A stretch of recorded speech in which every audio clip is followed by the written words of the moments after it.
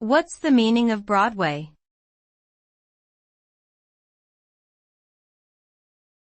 Broadway.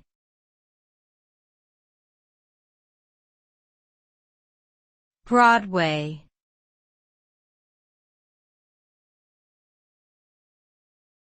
Broadway.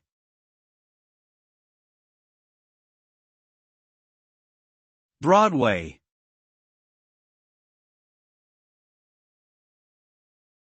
Broadway refers to the famous street in Manhattan, New York City that is known for its significant theatrical and entertainment industry. It is a symbol of American theater and is home to some of the world's most famous theaters such as the Majestic, the Shubert, and the Winter Garden. Broadway shows musicals, plays, and other performances for diverse audiences. The term is also used to describe the commercial theater industry which operates on or near this famous Manhattan street.